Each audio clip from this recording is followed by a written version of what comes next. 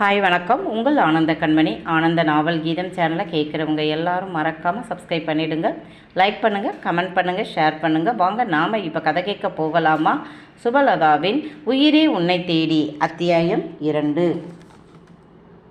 கருப்பன் வாடிவாசலை விட்டு வெளியே சீறி கொண்டு வந்தான். வெளியே வந்ததும் நிதானமாக சுற்றி பார்த்தான். வீரர்கள் அவனை பிடிக்க வர அவன் யாரையும் பக்கத்தில் கூட விடலை. சர்வ ஜாக்கிரதையாக நின்று விளையாடினான். ஒருத்தன் எக்கு தப்பாக திமிலை பிடிக்கப் போக ஒரே தூக்காக தூக்கி வீசியது. நல்ல வேளை, கருப்பனின் கொம்புகளுக்கு சிவா மூடி போட்டிருக்கிறான். அதனால் கொம்பு அவனை குத்தி கிழிக்கலை. தூக்கி போட்டதோடு, வாங்கடா வாங்க, யார் என்கிட்ட வர்றது என்று சவால் விட்டபடி ஓடி ஓடி களத்தில் நின்றவர்களை துரத்தியது. அதன் சீற்றமும் ஆவேசமும் கண்டு கதிகலங்கி போன வீரர்கள் அங்கே வைத்திருந்த தடுப்பு கம்பிகளில் ஏறிக்கொண்டார்கள். கருப்பன் இதுவரை எங்கேயும் பிடிபட்டது இல்லை. அதற்கு முதல் காரணம், மாடு பிடிக்கிற வீரன் வளர்க்கிற காளை அது. களத்தில் வீரர்கள் எப்படி மாடு பிடிப்பார்கள் என்று அனுபவபூர்வமாக உணர்ந்தவன் சிவா. அவன் வளர்க்கும் காளைக்கு சிறு வயதிலேயே வளரும் போதே எப்படி வீரர்களை எதிர்கொள்ளணும் என்று சிவா பயிற்சி கொடுத்தான். மாடு பிடிப்பவன் மாடு வளர்க்க மாட்டான், வளர்க்கிறவன் பிடிக்க மாட்டான். பொதுவான விஷயம் இது. ஆனால் சிவா முதலில் மாடுபிடி வீரனாகத்தான் 18 வயதில் ஜல்லிக்கட்டு களத்தில் குதித்தான். அதன் பிறகுதான் மாடு வளர்க்க ஆரம்பித்தான். இதற்காக அவன் நிறைய அவமானப்பட்டு அசிங்கப்பட்டு இருந்திருக்கிறான். அதற்காக எல்லாம் மனசு உடைஞ்சு போன காலங்களும் உண்டு. இப்ப எல்லாத்தையும் தூசி போல் துடைத்து போட்டு விடும் பக்குவம் வந்து விட்டது. மாடு வெற்றி பெற்றது என்று அறிவித்தவர்கள், மாட்டுக்காரர்கள் வந்து பரிசை வாங்கிக்கிங்க என்றதும் பூபதிதான் போய் வாங்கி வந்தான்.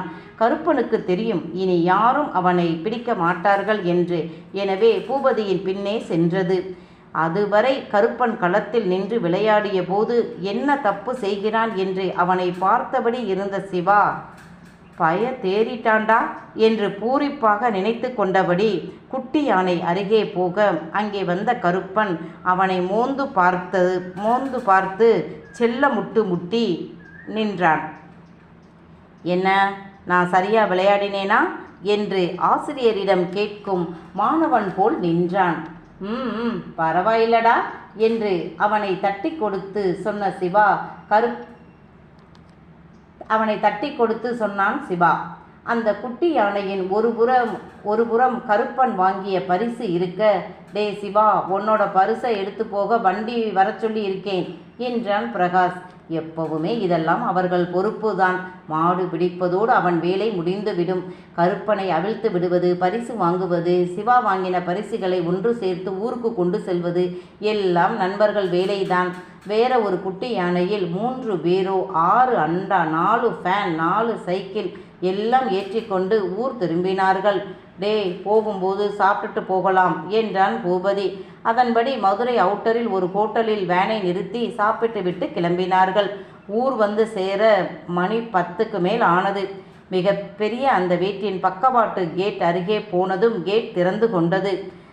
சிவா, தாத்தா உனக்காகத்தான் காத்திருக்காருடா என்று மாறன் சொல்ல, எனக்கு காயம் பட்டதை சொல்லாதீங்கடா என்றான். நாங்கள் ஏன் சொல்லணும், அவரோட எக்ஸ்ரே கண்ணே கண்டுபிடிச்சிரும் என்றான் பிரகாஷ். 2 குட்டி யானையும் உள்ளே வர இறங்கிய நண்பர்கள், என்ன தாத்தா இவ்வளவு நேரம் ஏன் கண்ணு முழிச்சிருக்கீங்க என்று கேட்க அவர் பதிலே சொல்லலை. கருப்பன் அவரை பார்த்ததும் கத்த, இருடா வர்றேன் என்றவர் பேரனை பார்க்க அவன் இயல்பாக இறங்கி வர அவன் கட்டியிருந்த கைலியை உருவ, ஐயோ தாத்தா என்று அவன் அலற, அவர் எதையும் கண்டுகொள்ளாமல் அவன் தொடையில் இருந்த காயத்தை பார்த்தவர், கவனமாக இருக்க வேண்டாமா? இத்தனை வயசாகியும் அனுபவம் வந்தும் இன்னும் காயம்படாமல் வர தெரியலையே என்றார். தாத்தா, 4-5 வருஷமா அவன் காயம் படலை. இந்த வருஷம் அந்த அமைச்சருடைய மாட்டு கொம்பு என்று மாறன் ஆரம்பிக்க, பார்த்தேன் என்று ஒற்றை வார்த்தையில் அடைத்து விட்டார் தாத்தா. இந்த காலத்தில் இந்த லைவ் டெலிகாஸ்ட் வந்ததில் இருந்து எதையும் கூட்டி குறைச்சி பெருமையாவெல்லாம் சொல்லவே முடியலை என்று பூபதி அழுத்து கொண்டான். தாத்தா எதையும் காதில் வாங்கலை. வீட்டுக்கு போ என்றார். சிவா மெல்ல அந்த பெரிய வீட்டின் பின்புறம் சென்றான். பூபதி கருப்பனை இறக்கி பின்பக்கம் கூட்டிச் சென்றான். பிரகாஷ், மாறன் டிரைவருடன் சேர்ந்து பொருட்களை எடுத்து போய் வீட்டின் பின்பக்கம் சற்று தள்ளி இருந்த ஒரு ஓட்டு வீட்டின் திண்ணையில் வைத்தார்கள். வாடகை வண்டி போகவும் டாக்டரின் வண்டி நுழைந்தது. வந்த டாக்டர் நடுத்தர வயது. என்ன சிவா, இத்தனை வருஷம் எல்லாம் இந்த வருஷம் காயம் அதிகமா என்றவர் காயத்தை பார்த்தவர், தையலெல்லாம் நல்லா போட்டிருக்காங்க. ஊசி போட்டாங்களா? ஆமாம் டாக்டர். சரி, நானும் ஒரு ஊசி போடுறேன், மாத்திரை தர்றேன், சாப்பிடு, கவனமாக இரு, காயத்தில் தண்ணி படக்கூடாது, தையல் பிரியக்கூடாது, 1 வாரம் நல்லா ரெஸ்ட் எடு என்றவர் தாத்தாவிடம் திரும்பி, நீங்களாவது சொல்லக்கூடாதா? வயசு 30 ஆகுது, 12 வருஷமாக மாடு பிடிக்கிறான், இன்னும் எதுக்கு இது என்றார் டாக்டர். அவர் தாத்தாவிற்கு நண்பர், எனவே தான் உரிமையாக சொன்னார். நான் சொன்னால் கேட்குறவனாகிவே என்று தாத்தா சொல்ல, அப்போ இவனை அடக்கிற மாதிரி ஆளை கொண்டு வாங்க, தன்னால் அடங்கிடுவான் என்று கேலியாக டாக்டர் சொல்ல, டாக்டர் சார், நான் நல்லா இருக்கிறது உங்களுக்கு பிடிக்கலையாக்கும் என்றான் சிவா கடுப்புடன். இன்னும் எத்தனை வருடங்கள் தான் கல்யாணத்தை தள்ளி போடுவ? நீயும் புள்ள குட்டின்னு குடும்பமாக செட்டில் ஆனா தானே உன் தாத்தாவுக்கு நிம்மதியாக இருக்கோ? கொள்ளு பேரன் பேத்தியை பார்க்கணும்னு அவருக்கும் ஆசை இருக்கும்ல. ஏன் நான் மட்டும்தான் அவருக்கு பேரனா? மற்றவங்க இருக்காங்கல்ல, அவங்களுக்கு கல்யாணம் பண்ணி கொள்ளு பேரன் பேத்தி பார்க்க வேண்டியது தானே, நானா வேண்டாம்னு சொன்னேன் என்று சிவா கடுப்பாக சொல்ல, நீதானேப்பா மூத்தவன், உன்னை விட்டுட்டு உனக்கு இளையவனுக்கு கல்யாணம் பண்ண முடியுமா? பண்ணினா ஊர் உலகம் என்ன பேசும் என்று டாக்டரே தாத்தாவுக்காக பேச, ஊர் உலகத்தை பற்றி எல்லாம் இந்த வீட்டில் இருக்கிறவங்க கவலைப்பட மாட்டாங்க என்றான். நீ கிளம்புப்பா என்று டாக்டரை அனுப்பின தாத்தா, மாத்திரை போடு என்று அவரே நின்று மாத்திரையை அவன் போட்ட பிறகே, டே பூபதி, இவங்கிட்ட இருந்து பார்த்துக்க என்றவர் சுற்றி கொண்டு பின்பக்க வாசல் வழியாக வீட்டிற்குள் சென்றார். டேய், தாத்தா போயிட்டாரா என்று சிவா கேட்க, போயிட்டாரு, கிளாஸில் ஊற்றுங்க என்றான் மாறன். இது வழக்கம்தான். ஜல்லிக்கட்டுக்கு போய் வந்த பிறகு நண்பர்கள் அதை கொண்டாடுவது வழக்கம்தான். எல்லாமே சைடிஷ் முதல் வரும்போதே வாங்கி கொண்டு வந்ததால் அடுத்த 1 மணி நேரம் அன்றைய ஜல்லிக்கட்டை பற்றி பேசியபடி நண்பர்கள் 4வரும் தண்ணியடித்தார்கள். சிவா அளவோடு நிறுத்திவிட்டான். பேசியபடியே அப்படியே திண்ணையில் தூங்கி போனார்கள். காலையில் எழுந்த சிவா மெல்ல எழுந்து பாட்டில், கப்பு, பார்சல், வாங்கி வந்த பேப்பர் எல்லாத்தையும் பொறுக்கி ஒரு பெரிய பையில் போட்டு அப்புறப்படுத்தி விட்டு பாத்ரூம் போய் ஃப்ரெஷ்ஷாகி வருவதற்குள் கால் நடக்க முடியலை. அப்படியே திண்ணையில் படுத்துவிட்டான். 7 மணிக்கு மேல்தான் நண்பர்கள் எழுந்தார்கள். தாத்தா வந்து அவனை விசாரிக்க, இருக்கே என்றான். அவ்வளவுதான். பெரிதாக யார் கூடவும் பேச மாட்டான். அவன் பேச்சு, சிரிப்பு எல்லாம் நண்பர்கள் கிட்டத்தான்.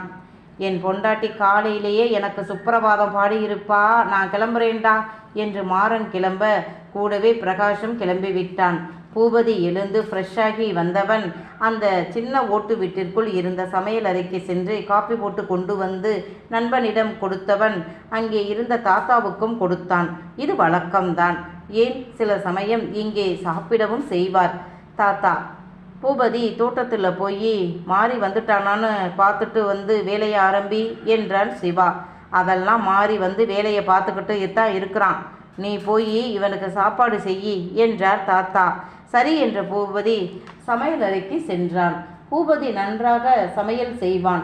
இங்கே சிவா கிட்ட வரும் முன் ஒரு ஹோட்டலில் தான் வேலை பார்த்தான். அந்த அனுபவம் தான் இப்ப சிவாவுக்கு சமையல் செய்கிறான்.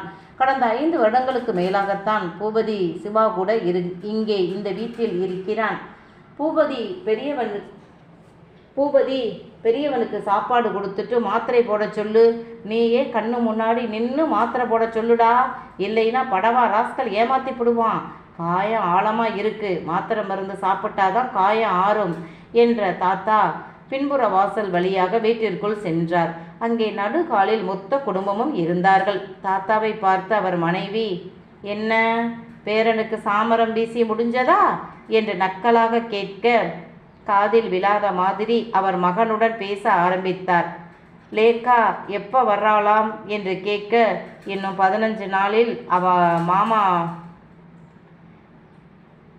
மாமா வீடு இங்கே வரும்போது வர்றதா சொல்லி இருக்கிறா ஏன்னா அப்போ பேத்திக்கு ஸ்கூல் லீவு வருமாம். வந்தால் 2 மாதம் லீவு முடியும் வரை இங்கே இருந்துட்டு போகலாம்னு நினைக்கிறா என்றார் ரவிச்சந்திரன். அதுவும் சரிதான் என்றார் தாத்தா. ரவி, என் பேத்தி வந்திருக்கும் போது என் பேரனோட கல்யாணத்தை முடிச்சிடணும் என்று பாட்டி சொல்ல, மச்சான் குடும்பம் வந்ததும் கல்யாண வேலையை ஆரம்பிச்சிடலாம் என்றார் ரவி. ஆமாங்க, என் அண்ணன் கிட்டேயும் சொல்லி இருக்கேன் என்றார் தேவிகா. என்ன சொன்னான் சதானந்தன் என்று பாட்டி கேட்க, அவர் பெருசாக எதுவும் சொல்லலை, வந்து பேசிக்கலாம்னு சொல்லிட்டார் என்றாள். நல்லது. என்ன ஒன்று, உதயா இப்போ தான் படிப்பை முடிச்சிருக்கா. சின்ன பொண்ணு, அவள் படித்து முடிக்கணும்னு தானே இத்தனை வருஷம் என் பேரன் கல்யாணத்தை தள்ளி போட்டேன். இப்போ அவள் படிப்பு முடிஞ்சிருச்சு, நேரங்காலமும் கூடி வந்திருக்கு. கல்யாணத்தை முடிச்சுட்டா நிம்மதியாக இருக்கும் என்றார் பாட்டி. மனைவி பேசியதை கேட்ட தாத்தா, அது எப்படி? மூத்தவன் இருக்கும்போது சின்னவனுக்கு கல்யாணம் பண்ணுறது முறைப்படி பெரியவனுக்கு முடித்த பிறகு தானே சின்னவனுக்கு செய்யணும் என்றார். உங்கள் பேரனுக்கு கல்யாணம் பண்ண வேண்டாம்னு நாங்கள் யாரும் தடுக்கலையே, செய்ய வேண்டியது தானே என்று பாட்டி சொல்ல, அது சரி, பெத்தவன் குத்துக்கல்லு மாதிரி இருக்கிறான். பெத்த மகனுக்கு நீ என்னடா இது வரைக்கும் பண்ணின சொல்லு. ஏதாவது ஒரு நல்லது அவனுக்கு பண்ணியிருக்கியா? சரி விடு, இது வரைக்கும் தான் செய்யலை, இனியாச்சும் செய்யக்கூடாதாடா என்று பாவமாக மகனை பார்த்து அவர் கேட்க, அவரோ குனிந்த தலை நிமிரலை. நான் என்னப்பா செய்கிறது? நீங்கள் அவனை கல்யாணம் பண்ணிக்க சொல்லி இத்தனை வருஷம் சொல்லியும் அவன் கேட்கல, நான் சொல்லியா கேட்க போகிறான் என்றார் வெட்டேற்றியாக. டேய், இதெல்லாம் அடுக்காதுடா. நீ மட்டும் ஒழுங்காக பெத்த மகன் அவங்கிட்ட அன்பா அனுசரணையா 4 வார்த்தை பேசி நடந்திருந்தா இந்நேரம் அவன் இப்படி தனிமரமாக நின்று இருக்க மாட்டான்டா என்றார் தாத்தா. ரவிச்சந்திரன் பதிலே பேசலை. என் மகனை எதுக்கு நிற்க வச்சு குத்தம் சொல்கிறீங்க? தனிமரமாக அவன் நிற்கணும்னு ஆண்டவன் அவன் தலையில் எழுதி இருக்கிறான். அதுக்கு என் மகன் என்ன பண்ணுவான் என்றவர் மருமகளை கூட்டிக் கொண்டு உள்ளே சென்றார். ரவி, நடக்கிற எதுவும் சரியில்லை. இந்த வீட்டில் சிவாதான் மூத்தவன், அவனுக்குத்தான் முதல்ல கல்யாணம் நடக்கணும் என்றவர் மகனை முறைத்துவிட்டு எழுந்து போனார். வாங்க, இவங்க குடும்பத்தை பற்றி முதல்ல பார்க்கலாம். தாத்தா பேர் திருச்சந்திரன், பாட்டி தேவிகா. இருவருமே வசதியான பின்புலத்தில் உள்ள குடும்பம். திருச்சந்திரன் மிகவும் எளிமையானவர், கிராமத்து பின்புலத்தை கொண்டவர். பாட்டி தேவிகா அந்த காலத்திலேயே 8வது வரை படித்தவர், வியாபார குடும்பத்தைச் சேர்ந்தவர். கொழுப்பும் திமிரும் ஆணவமும் அவர் கூடவே பிறந்தது. இருவருக்கும் பெரியவர்கள் பார்த்து திருமணம் செய்து வைத்தார்கள்.